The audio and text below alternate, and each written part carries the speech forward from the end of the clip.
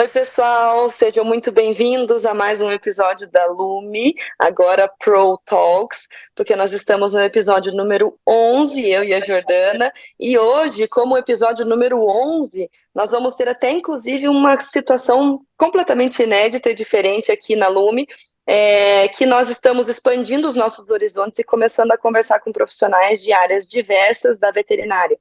E para dar esse pontapé, hoje nós vamos conversar com a Natalia Ivanova. Eu não vou nem tentar arriscar falar o sobrenome do meio dela, eu vou pedir para ela falar para nós depois. Que é uma artista e diretora de arte que atualmente está terminando uma residência lá em Berlim, na Alemanha. Mas ela normalmente está sediada em Nova York, nos Estados Unidos. Ela é de origem ucraniana, mas mora nos Estados Unidos já tem, acredito, muitos anos. E nós vamos conversar com ela hoje sobre carreira e tudo. Nós vamos estar traduzindo algumas partes da conversa em português, mas eu acho bom afiarem os ouvidos aqui, porque nós vamos falar majoritariamente em inglês. Então, welcome and thank you so very much for inviting me. Thank you. And hello, thank you everyone. so much for being here. Thank you so much for being here. I know that it's late there in Berlin, so we're going to try to resume things a little bit. But I know that when we are talking about our career or our life, we get very excited and things tend to be a little longer. But I'm very honored that you are here with us today because you have a very interesting life story. And I would like to begin with asking you, when you were a kid, what did you wish that you were going to be doing when you were a grown-up? That is very easy for me to say. I'm from Bulgaria originally. However, I moved to America with my mom, who immigrated there in '92. And so, but when I was young in Bulgaria, I have always wanted to be a theater actress. And also, I used to write poetry. Oh. And I used to, anyway, I used to recite, like, we used to have this like competition and recite things on stage and so forth and so on. So, and I say that's very easy because finally, in 2024, I can say that I'm doing exactly what I wanted, not in theater, but I am in the public kind of eye and on stage in a way as working in the arts and developing projects as a curator / artist and writer. Oh, that's pretty cool. Pessoal, eu tenho que fazer uma errata, porque eu falei que ela era de origem ucraniana, mas na verdade ela é búlgara de origem, então mil perdões aí, pessoal. So you went to the Americas in 1992, and how was this change for you and your mom? How was it culturally speaking? Well, it's I think it was, I remember when I first arrived, 92, I hated it because I was 17.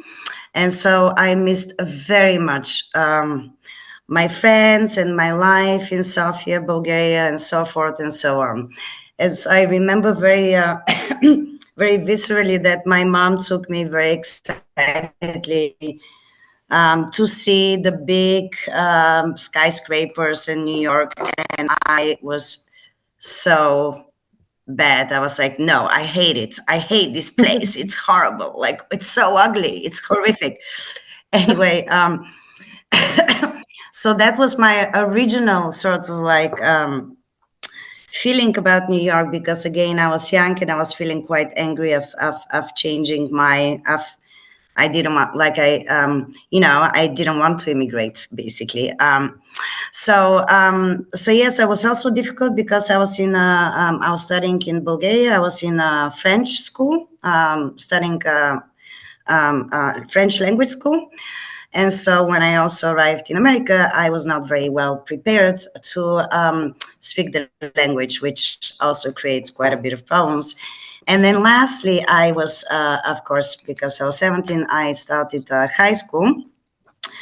And that was also funny because when they saw my diploma from Bulgaria, they said, "Oh, well, you know what? You should just graduate now because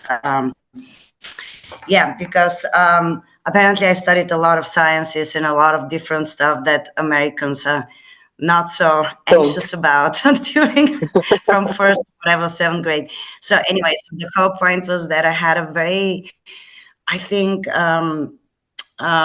I guess, very difficult experience in the beginning, because not only that I started high school and I was there for a year, my mom insisted that I'm not ready for college, and I should stay for in high school, but also not knowing the language, not having any friends, and being at 17 and sort of like, and back to this. I mean, going to from a place which is like 7 million is the whole of Bulgaria to New York, which is 7 million altogether, the city. So a lot of cultural differences and a lot of sort of kind of like jarring. I mean, I wasn't a kid, but I was a teenager, so I feel like it has really. In the beginning, I was, as I said, really not so happy in New York, but also in the next several years after I kind of like settled down, I remember New York as New York was, which is a very special thing to talk about today, even because New York, like any other, city and country, changes very quickly. So I remember the cool New York, like in the 90s and like the 2000s, and so for me, New York has become my real home. And so wherever I travel, strangely enough, I think of New York as my home. So, yeah. Oh, that's such a cool story. Let me translate this a little bit. Então, pessoal, ela veio da Bulgária para os Estados Unidos. Veio, eu falo porque a gente se refere às Américas, né, na maneira como se fala em inglês.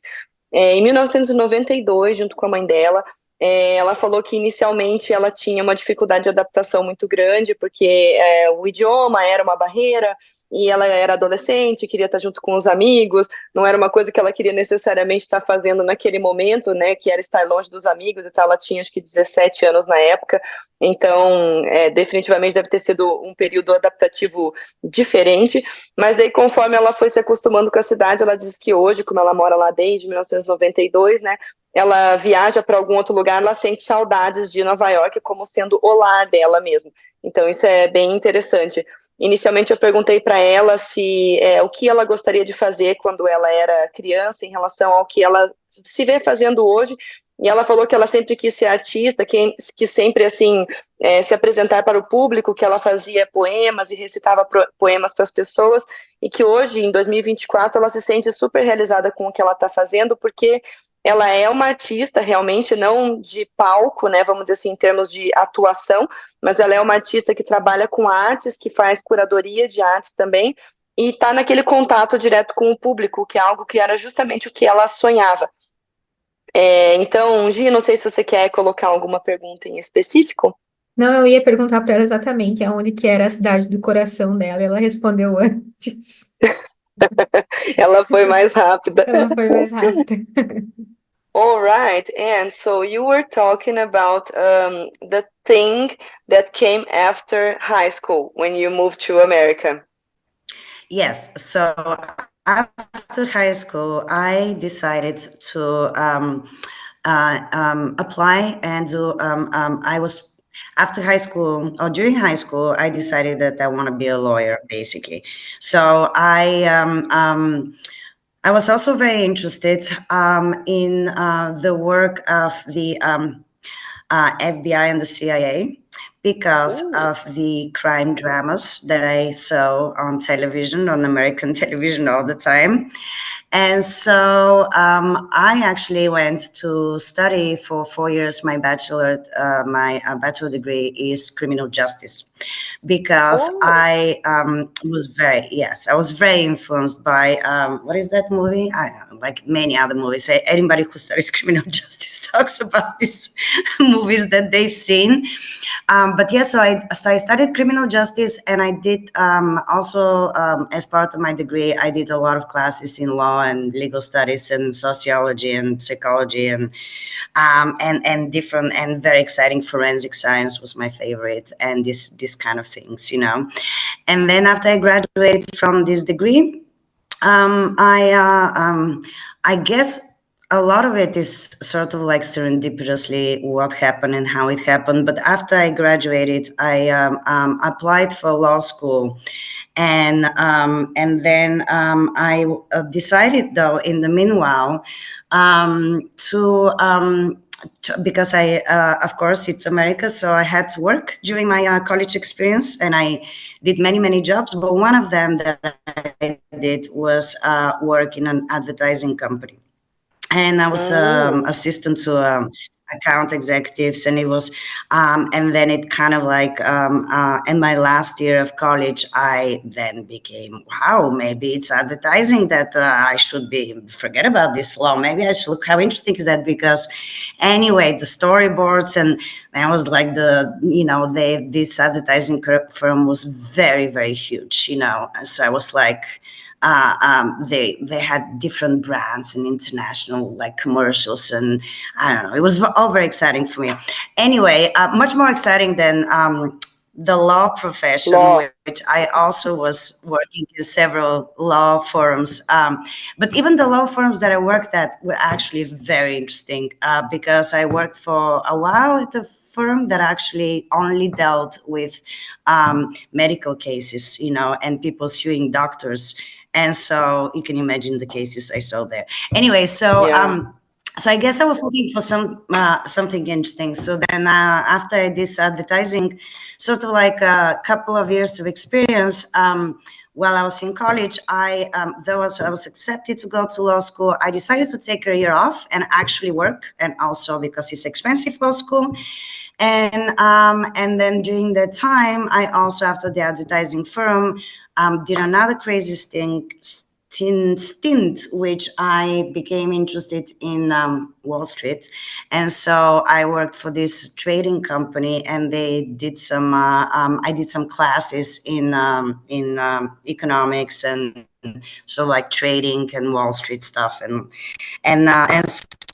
So then I was like extremely confused at this point, because at this point I was like, and then the firm I was for, the trading company, they actually offered me to do a master's degree, because if I wanted to, they really needed, they thought it would be great if I can join the company. And then I totally freaked out at this point. I said, no, I want to go back to law school. Meanwhile, I had also went with at that point, I had just started dating my now ex-husband, but then also husband for a long time. And he was an artist. And we went to this show. He's an artist. He's a great artist. So anyway, we went to this show at PS1, which is a PS1 Momo. It's a very important institution in New York City, which is one of the oldest avant-garde and sort of like experimental art spaces. And it's founded by an amazing woman, Alana Hayes, who I'm very lucky to work with all these years. We continue to work with her and call her my friend now, but she's one of the, she was one of the pioneers of this alternative arts organizations and movements. And so I went to this show, and then I fell in love with this institution, because I saw actually this Italian show, which was on Arte Povera, and I was from the 70s. And anyway, and PS1 is, as an institution, for those who don't know, it's actually used to be a school, And so when it was founded, so it's very big and it's very exciting, is what I'm trying to say. As an institution, it's very kind of like different from the museums and all the other spaces that one can imagine. So anyway, so then I went to the show and I said, you know what, I actually want to work at museums. I actually would like to do art. And so then I enrolled myself I got a job at PS1. I became the assistant to the executive director, Lana Hayes. And meanwhile, I started a degree, which is my master's degree, is in art markets, which is sort of like the dealings of the art and galleries and museums and so forth and so on. And towards the end of my tenure at PS1, because PS1 eventually became MoMA, they joined forces exactly during the time that I was there. Cool. I decided, you know what, actually, I would like to do an MBA because I became very interested at this point also in perhaps actually owning my own business and having a gallery. And I thought that I should just do some business because, MBAs know what they're doing. And, so my final degree is MBA in media management. So I studied economics and these kind of things. And so in any ways, and then as part of that, I also immediately afterwards opened a non-for-profit, which was part of my my MBA thesis, which became the non-for-profit organization Flux Digital Art Space. However, the whole point is that it glues together somehow because my hybrid backgrounds, it's super easy to describe what I do today with my in the arts and as my practice, because I say that I created the intersection between art, law, and economy, and that's in very full terms. As you can see exactly what I understand and studied and practiced in different fields. Anyway, do you want to so long? Yeah, I will try to resume it. Então, pessoal, eu perguntei para ela o que veio depois do high school, né, que seria como se fosse o nosso ensino médio aqui no Brasil, e ela disse que ela é uma pessoa que se interessa por diversos tipos de assuntos e coisas, né, e daí ela assistia bastante esses dramas policiais, assim, filmes e séries americanos que mostram ali a pessoa que eu não sei nem a expressão em português para isso, mas é aquele tipo um mediador, assim, que o cara não é advogado, mas ele trabalha com justiça, vamos dizer assim. Então ela fez como se fosse uma formação de nível superior, porque daí lá nos Estados Unidos a gente tem essas coisas que são como se fosse uma pré-faculdade. Aí a gente faz uma introdução ao assunto para ver se a gente gosta, né, da faculdade em si, que seria, por exemplo, o direito, relacionado com essa pré-faculdade ali que ela fez, que numa tradução livre seria como se fosse justiça criminal o nome dessa faculdade que ela fez. Aí ela estava trabalhando nessa área também e decidiu fazer uma faculdade de direito. Começou a fazer a faculdade de Direito e tudo, e logo que ela estava terminando a faculdade, ela resolveu tirar um ano sabático, assim, para dar uma relaxada depois do Direito e também para ver se trabalhava, e daí ela acabou caindo no mercado de Wall Street na época, ficou super interessada no assunto, e parece que aparentemente ela era realmente muito competente ali, mesmo na parte de mercado e de bolsa, essas coisas, e o pessoal queria pagar para ela daí fazer uma especialização, um mestrado na área, porque eles precisavam de profissionais com aquele tipo de envolvimento que ela estava demonstrando. Daí ela falou, não, eu não quero, não é isso que eu quero, não é isso que eu quero. Daí ela começou a namorar o então marido dela, depois, que hoje é ex-marido, mas que foi marido dela por muitos anos, começou a namorar com ele, e ele é um artista, e eles começaram a frequentar alguns lugares lá em Nova York que eram lugares de artes e música, essas coisas, e ela acabou descobrindo essa PS1, que hoje é o MoMA, que é o Museu de Arte Moderna lá dos Estados Unidos. Ela acabou descobrindo essa PS1, que é uma galeria de arte que trabalha de um jeito diferente, assim, que faz uma mistura de arte com outras categorias, vamos dizer assim, de profissão e da vida. E ela se encantou por essa possibilidade de trabalhar com esse tipo de coisa também, porque ela já tinha gostado de marketing no período em que ela estava fazendo faculdade também. Então ela começou a trabalhar nessa PS1, na época como assistente, diretora assistente lá do ambiente, e se descobriu realmente dentro daquele ambiente, fez um MBA em curadoria de museus e de espaços artísticos, assim. E daí, na sequência, assim que a PS, ela ficou 10 anos trabalhando nessa PS1, e assim que essa PS1 foi adquirida pelo MoMA, ela resolveu, com o MBA e a experiência que ela tinha, montar a galeria de arte dela, que é uma non-profitable, como se fosse uma ONG, né, em português, assim, uma organização não governamental, não lucrativa.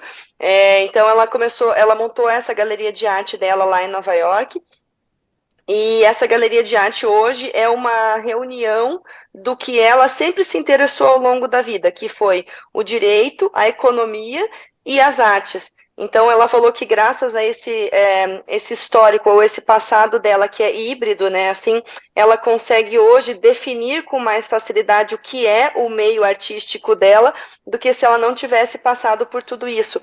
E isso é legal, né, Gi, porque vem bem de encontro com aquilo que a gente sempre fala muito aqui na Lumi, que é essa questão de você ir experimentando pequenas ou grandes áreas que você gosta, para de repente encontrar um ponto do meio ou um caminho em comum entre essas áreas que você gosta, sejam elas dentro da sua profissão em específico, ou até que nem no caso da Natália, né, em profissões aparentemente distintas, mas que no final das contas acabaram encontrando um caminho em comum para ela se transformar na artista que ela é hoje.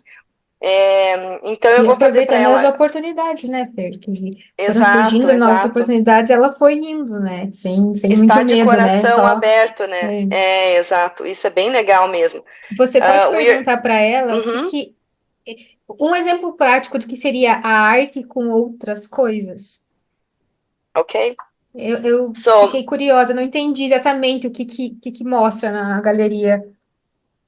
and we're just saying that this is very cool because you came to put a very a very strong point on the podcast, because we always say that people should experiment on the areas that they feel like they have some kind of proximity, so that maybe they can find like a middle path between all of them, where they can put them all together and maybe act through their heart on their job, right? Because you haven't stopped, you got all the opportunities that came ahead of you with an open heart and an open mind. So that's why today you can say, I believe that you can say that you are satisfied with your profession. Exactly, because you never closed any doors. Oh, this is not something that I like, so I'm not going to do it. No, you just got there and did it and said, no, this is okay. I like this, but I like it to be a little bit different. I like it to be with a different approach. So this is very cool when it comes together with Lumi very much. So in this sequel, G made a question that if you could like put on some kind of practical example on how do you mix these areas in the art? How do you put this for somebody to see it? How do you manifest this through art? This mix of interests. I think this is the question that I'm trying to consistently explain to people in a way. So although we know it's very cool, and I know it's very cool how I came to what I do now, to be honest, it's very difficult to describe to people why what I do. I mean, because I come from different angles, that is related to my interest, right? So I would like to engage in the arts, but through the lens of other subjects, right? You know what I mean? Because the art is also humanity, right? It's not like, it's not a category that you can't, the arts has questions about economy, law. I mean, it's tightly related to everything, right? There's an arts market, there's copyright issues like this, that, and the other, right?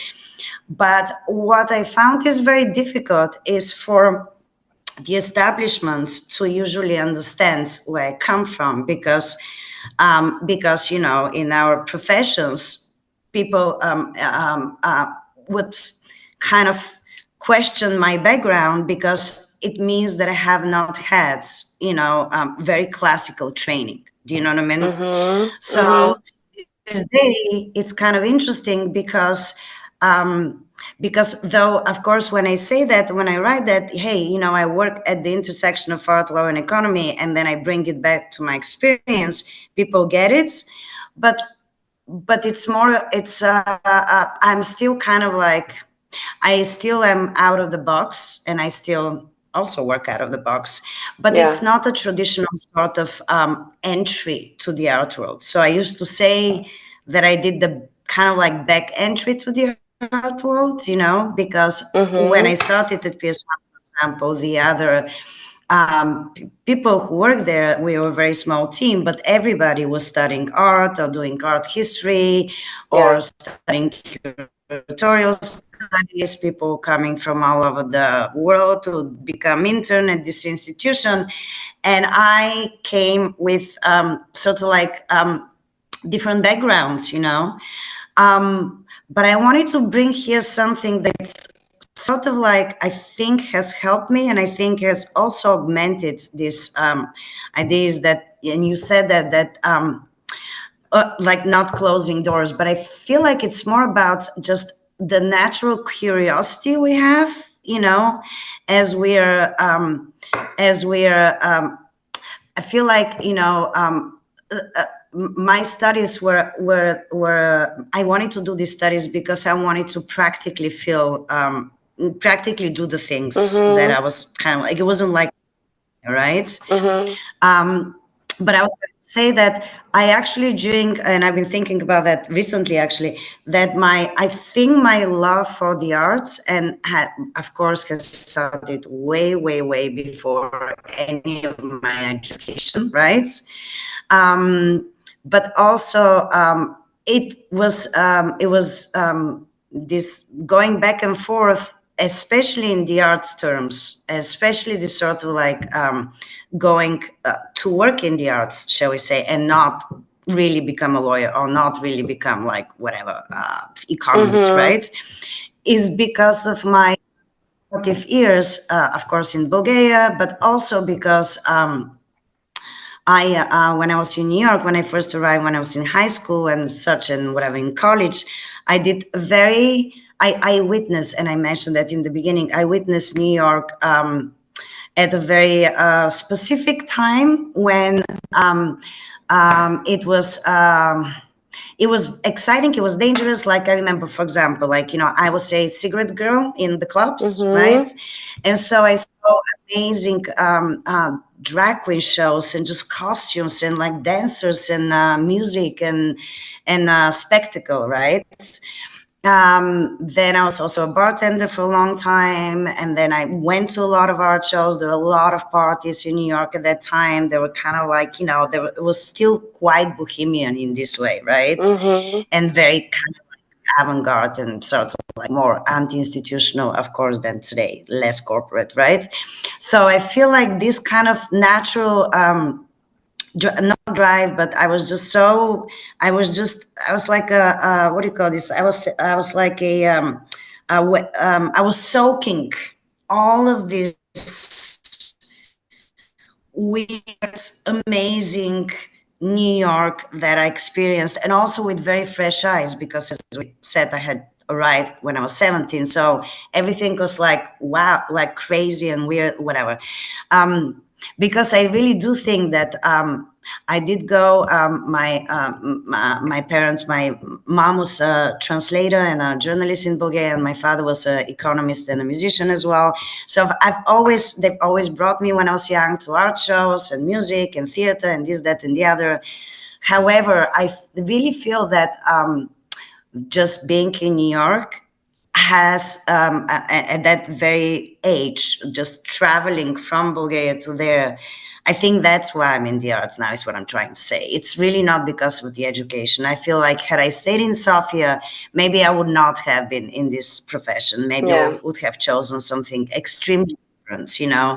So I feel like, you know, when you're talking about like what field you getting, you know, how you get you to your career, kind of like your calling or whatever it is, I really like this idea of having, of really soaking, like, I think this desire that I have and continue to have is because of the places that I participate in. Like, I'm in Berlin right now. There's a different culture, so then you open to it, and then you go and see different things, and all these things kind of like become part of you, and they sort of like they hybridize what you're doing, and it becomes hybrid, right? Because we are world citizens and we experience different cultures and different things, and to me that's the exciting part of the arts. Not really, to be honest, like you know, my studies were my studies, but and they did provide me the practical grounding for that. But I feel the passion and the real what I really do today is way more connected to the underground culture that I met when I was 17, and to the life of New York when I was there young and whatever, and kind of like immigrants, right? Not from this country. So I think that, anyway, I'll stop here because it's a long, but I hope it makes sense. You know what I mean? There is not only the It stuff does. and the It does. career, but I it's really know. about, I think yeah. maybe what I got from what you said is that you always like to be practical. You don't like to be very theoretical. So you tend to put things to practice. So I believe that you can just mix all this interest that you have in life through art, because art is something practical. It's something that you can show up to people, and then you can discuss economy, you can discuss politics, you can discuss the market or Yes. whatever through art. So I think this is how you say that you are very Hmm. practical, because art is something very practical, right? Because when you do it, when Hmm. you do something to show up people, you have a message to send them through that piece of art, or maybe I don't know, the video or something that is Communication. considered Yeah. art. Yeah, Yeah. communication. Yeah. I think this is it. And this is very cool because you had a fresh eye on New York when you got there, right? You were young, Hmm. you were kind of Hmm. you are kind of a Hmm. rebel in your soul, right? So I am a rebel. you, yeah, Yeah. I'm a you little got bit to of New of York a in the rebel. Yeah. mid Yeah. 90s. I can only Yeah. imagine how very free the city was, because today you have it like more inside of a box. You have a life is has become Yeah. something completely different from the 90s through now. And maybe you're having it a little bit back in Berlin in terms of culture, because I think Berlin is a little bit more uninstitutionalized than New York, maybe, Hmm. or even if you compare to the American society as a whole, right? Yes, I agree with you completely. You are absolutely right. That Berlin has, yeah, it has this sort of like, you know, Underground fabric that it's culture. institutionalized. Yes, more. It's more. It's less connected to a market, right? There's, you know, Mm-hmm. though there's of course always a market, but Of yeah, yeah, course. yeah. That's exactly. And I love how you say that, because it is true that now you made me think about it. That it's actually art is like the glue that I used to bridge to kind of like to work with all my interests, but in one field. Yeah, I, cool. I love how you say Yeah, that. I Yeah, love the because term. I you love put, the yeah, term glue. I think it's very, yeah, very, very nice. yeah. Yes. Então, pessoal, a Gi Okay. tinha feito a pergunta, né, de um exemplo prático que ela podia nos dar de como que ela conseguia reunir, então, todos esses interesses da vida dela, né, no direito, na economia, no mercado, na bolsa de valores, enfim, junto com a arte. E o que ela comentou conosco ali antes é que ela gosta de coisas práticas, ela gosta de experimentações práticas e não gosta muito de ficar na teoria das coisas. Então, foi na arte ou através da arte, né, seja ela um vídeo, um quadro, uma escultura, enfim, uma colagem de fotografias, até mesmo a música, através da arte, ela traz à tona essas questões, vamos dizer assim, humanas, no final das contas, né, porque todas essas áreas nas quais ela acaba atuando através da arte, ela está sempre tocando na questão humana da vivência assim, em sociedade, né, o que representa o dinheiro para nós, o que é a economia para nós e tudo. Então, bem interessante, porque no final das contas ela comentou ali que isso acaba sendo a arte ou a galeria de arte, enfim, acaba sendo a cola que reúne, né, todos esses elementos e todos esses interesses que ela tem para ela conseguir manifestar isso para as outras pessoas.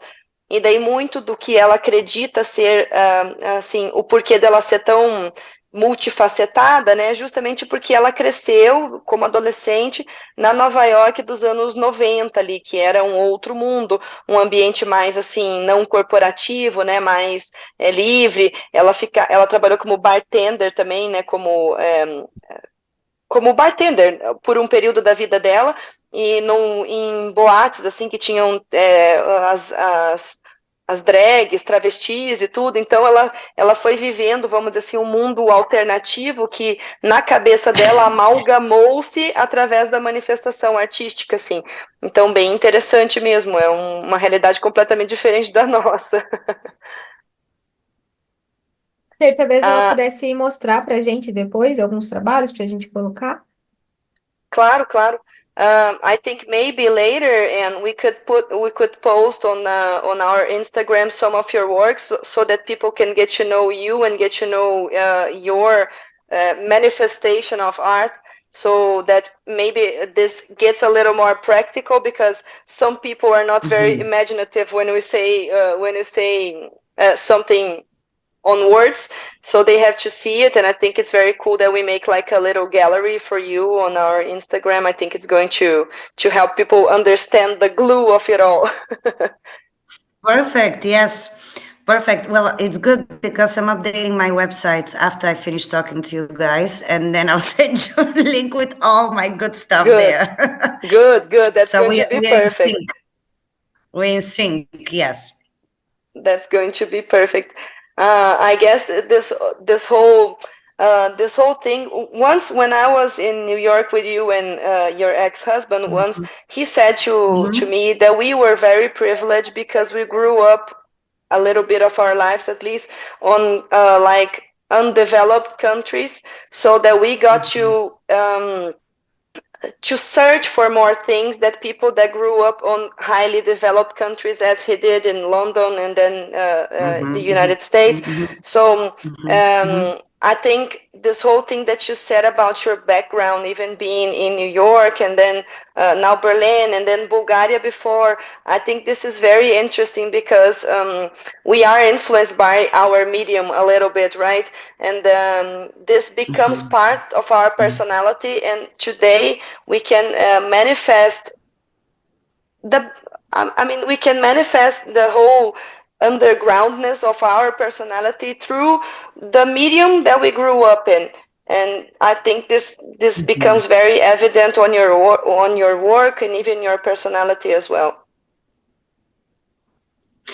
I think I completely agree with that. And then I always I wanted to say that it's kind of interesting because I met a friend a couple of months ago here in Berlin, and I was talking to him about because it's very exciting, the arts, and it's very exciting, all these careers. However, it's also very difficult because usually there's a precarity in it.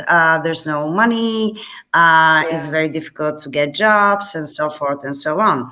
So, but I was talking to a friend of mine a couple of months ago, and I remember I was kind of like really like you also have very high burnout rates because people get really exhausted from the jobs that we do in the arts, right? Also because, yeah. Anyway, so what I was going to say, because it's a lot of intellectual power, but no actual, representation in terms of value. It's not connected to money, right? Anyway, so what I was going to say to you is that it's interesting you said that, because I was sitting for a couple of months ago and I was talking to my friend. I was like, oh my god, I can't believe, like, my life is a mess now. I'm in Berlin, I'm all these gigs all the time, I'm tired of writing grants every day so I can do projects, and I don't know. And she said to me, and it was so cool, because you said that, and I think we have to remember this always somehow. Is she said to me, you know what? You're so badass. You came from like Bulgaria, and you're a director for I'm still the institution in Oakland, California, called ProArts.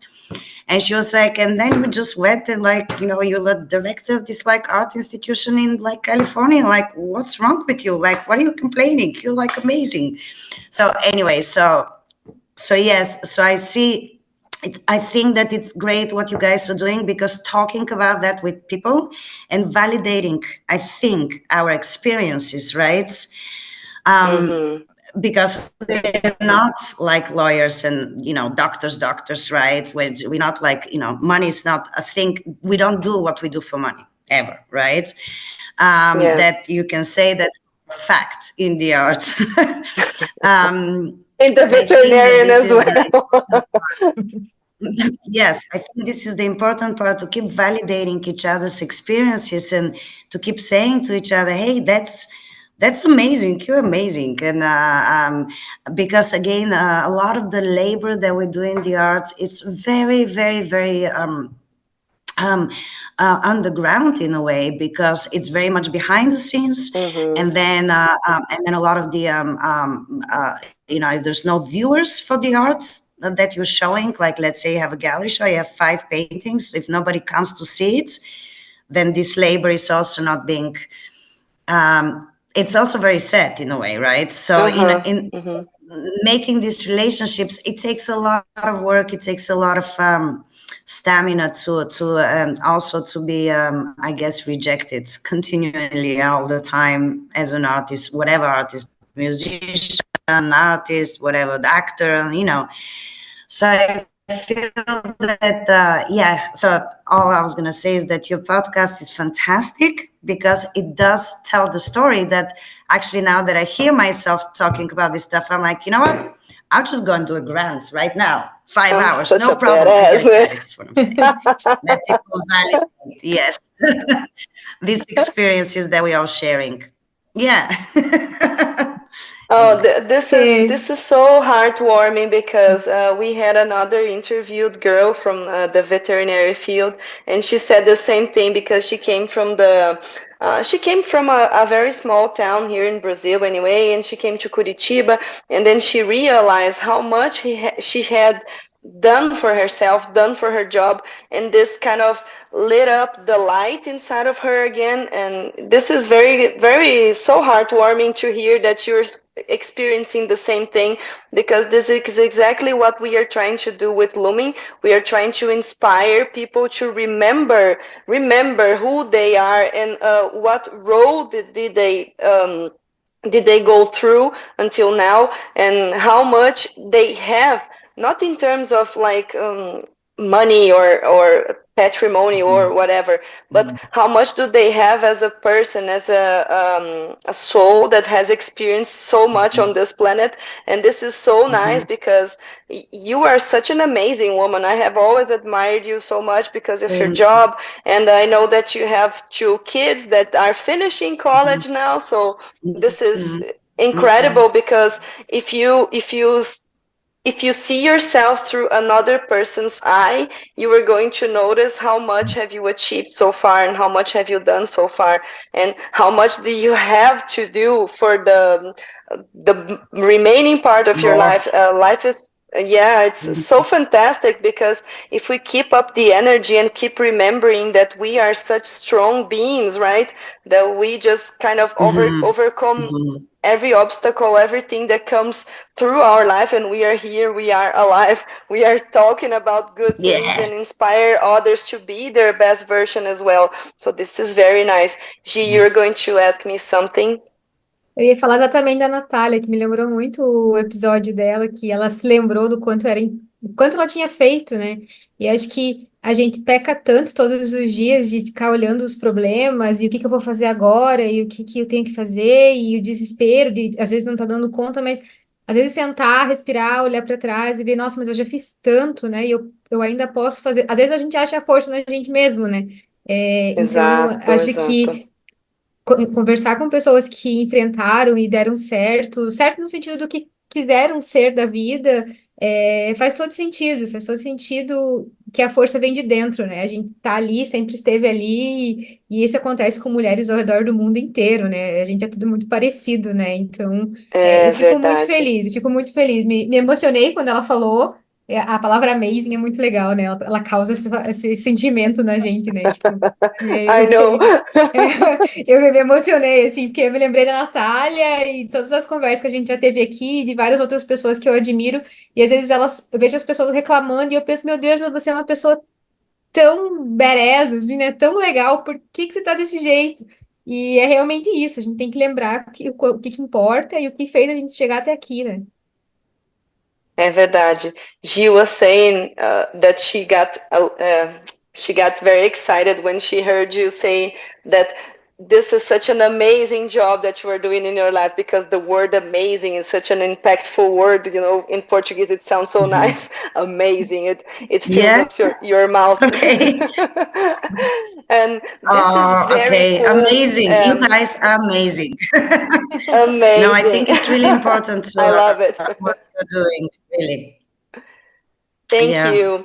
Thank you, sweetie. Thank you so much for spending time with us. I know that we could be talking about this for like hours and hours. This is always something that we feel on the when we are wrapping it up at Lumi because it's so inspiring to hear people saying, people telling us their story because it's so good to see that even with cultural differences, like, oh, you are from Bulgaria, we are from Brazil, and the other person is from whatever place, but people just like go through a life process all the time, even though they are culturally different. And this feeling of connection that we get when we are talking and hearing and listening to the stories of the life of people that has gone through so much, but at the same time they had done so much with their lives. This is very inspiring, very good, and we would like to thank you so much for being here with us. And G, one more time, thank you so much for being this amazing friend. uh, Obrigada, eu I sempre me love emociono. I love what we are doing Obrigada. here together. Ah. Obrigada. I still remember a couple of things from my travels to Sao Paulo. Cerveja, was it cerveja? Yeah, beer. Couple of things. Anyway, That's a good it thing was to such a thank remember. you so very much for listening to my story and thank you so much for thinking of me. I know that I am just really so inspired by what we talked about, but also by you too, and I can't wait to hear this very fun segment with it. Thank you, thank you. I can. Well, this has been great. I'm going to talk in Portuguese now, just to wrap it up in Okay. Portuguese, and then, okay, I'll be right back. É, pessoal, foi Okay. maravilhoso essa nossa conversa aqui com a Natália. Eu acho que mais uma vez a gente vai finalizando esse episódio, né? Como mesmo a Gi falou, tentando lembrar sempre das coisas positivas das nossas vidas, tanto em termos profissionais quanto mesmo de experiências de vida como um todo, né? a gente tem uma tendência, às vezes, a focar nas coisas negativas que acontecem no nosso dia a dia, porque elas realmente são muito impactantes. Mas se a gente parar para pensar, o fato da gente estar vivo, da gente estar trabalhando, da gente estar raciocinando, da gente estar aqui respirando e vivendo, né, e ouvindo esse tipo de conteúdo que a gente está ouvindo agora, já nos mostra que 99% do tempo as coisas dão certo para nós, né? Especialmente quando a gente está fazendo aquilo que a gente ama, está fazendo aquilo que a gente gosta. A gente aqui acredita que o dinheiro acaba sendo uma consequência da gente se dedicar com paixão e amor àquilo que nós estamos fazendo. E acho que esse episódio da Natália, aqui hoje em particular, nos traz a lembrança, a importância do que a gente volta e meia dá uma pincelada, de falar assim sobre você estar aberto às experiências que a vida oferece para você, né? Nós tínhamos conversado isso um pouco com o Johnny, né, no último episódio que a gente teve, no episódio número 10, e ele também falou dessa coisa da gente sempre estar com as portas abertas, estar aberto às oportunidades que aparecem, sabe, seguir aquilo e experimentar, e acho que na Natália isso fica muito claro, né, porque mesmo quando ela enfrentou, vamos dizer assim, essa mudança cultural muito grande, né, de sair da Bulgária e ir para os Estados Unidos morar, ela ainda manteve a cabeça elevada, tentou tirar melhor proveito daquilo, e hoje ela é quem ela é, graças a todas as experiências que ela teve na vida, sejam elas boas ou, entre aspas, ruins, né, Gi? Acho que a maior lição de que a gente pode tirar é de que às vezes não adianta a gente ficar batendo em ponta de faca, né? Tem que olhar para o lado e ver que existem outras oportunidades, a gente não é limitado, a gente consegue se adaptar e aceitar várias outras situações, e às vezes a surpresa vem e vem cheia de coisas positivas e outros caminhos. E tá tudo certo, tudo bem não ser o plano original, né? Tudo pode funcionar de um outro jeito. Então, fazer com que o caminho seja tranquilo, fácil, diante do que a gente escolheu para a vida. Eu acho que isso é muito legal, a gente poder ver que tudo bem mudar o rumo, né? Independente do quando for, na época que for. Isso mesmo. Gente, então, muito obrigada mais uma vez por vocês que estiveram aqui conosco até o final. Eu espero que os ouvidos estejam afiados aí para entender o nosso inglês, porque nem eu, nem a Natália temos inglês como língua nativa, né? Então, claro que nossos sotaques aí são bem carregados, mas enfim, a gente espera que pelo menos tenha conseguido transmitir aqui coisas boas para vocês. E se vocês gostariam de ouvir alguém em específico, de repente conversando aqui conosco a respeito de vida e carreira, fazendo esse caminho, né?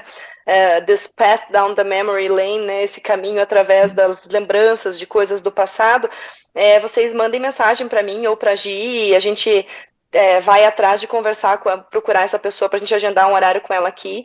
E, claro, mais uma vez, parabéns por estar aí procurando se desenvolver, procurando focar nas coisas positivas da sua vida também, através, né, das experiências dos outros. Isso é muito bom para você e é muito bom para nós também. E, claro, que também é bom para nós se você puder nos ajudar divulgando, curtindo nossa página no Instagram, sendo nosso seguidor no YouTube e no Spotify. Isso aí sempre nos ajuda também, porque daí mais pessoas vão nos ouvir, mais pessoas vão poder estar aqui junto conosco, e a gente vai propagando essa energia positiva através de todo mundo. Então, obrigada, Gi. Thank you, Beijo, Anne. obrigada. Beijos para todos e até a próxima.